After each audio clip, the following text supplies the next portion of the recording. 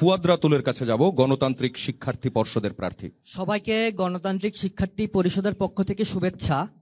রাকসুকে আমি শিক্ষার্থীদের পক্ষে একটা প্রপার প্রেসার গ্রুপ তৈরির হাতিয়ার হিসেবে দেখি। রাকসুতে নির্বাচিত হলে আমরা এতদিন যেগুলো করে আসছিলাম, যেমন দীর্ঘ 4 বছর ধরে আমি নিজে শিক্ষার্থীদের খাবারের সমস্যা, আবাসনের সমস্যা, 50 টাকা স্বাক্ষর ফি বাতিলের আন্দোলন এবং বাসের ট্রিপ বৃদ্ধির আন্দোলন আমি করে আসছি। এই কাজগুলোই রাকসুতে নির্বাচিত হওয়ার পর আমি আরো ইফেক্টিভ ভাবে করতে চাই। এর পাশাপাশি আমরা আরো কিছু ব্যাপার ভেবেছি যেগুলো আমরা নতুন করে উত্থাপন করব। যেমন রাজশাহী বিশ্ববিদ্যালয়ে কোনো ফার্মেসি নেই। রাজশাহীতে কিন্তু রাত 10টার পর ফার্মেসি বন্ধ হয়ে যায় এবং সকাল 10টার আগে ফার্মেসি খোলে না। সেই ক্ষেত্রে ক্যাম্পাসের অভ্যন্তরে কিভাবে 24 ঘন্টা ফার্মেসি সুবিধা নিশ্চিত করা যায় সেটা নিয়ে আমরা ভাবছি।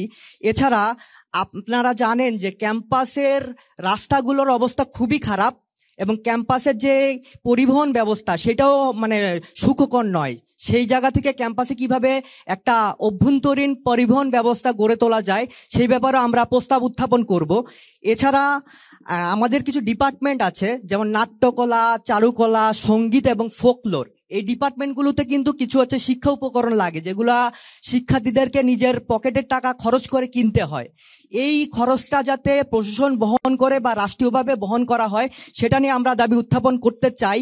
এছাড়া আপনারা জানেন যে শিক্ষক নিয়োগে এখানে অনেক রকমের অস্বচ্ছতা আছে। দলীয় বিবেচনায় দীর্ঘ সময় ধরে এই বিশ্ববিদ্যালয়ে শিক্ষক নিয়োগ হয়ে আসছে। সেই ক্ষেত্রে কিভাবে শিক্ষক নিয়োগ পদ্ধতিকে সংস্কার করা যায় এবং শিক্ষক নিয়োগ পদ্ধতিতে কিভাবে যে ডেমো ক্লাসকে অন্তর্ভুক্ত করা যায় সেটা নিয়ে আমরা ভাবছি। এছাড়া রাজশাহী বিশ্ববিদ্যালয়ে যারা চাকরি পরীক্ষার্থী আছে তাদের জন্য আসলে রিডিং রুম ফ্যাসিলিটিস দরকার। সেই ক্ষেত্রে রিডিং রুমের দাবিটাও আমরা তুলব। সর্বোপরি সাংস্কৃতিক সংগঠন হিসেবে রাকসুকে কিভাবে সর্বোচ্চ কাজে লাগানো যায় সেই চেষ্টা আমরা করব।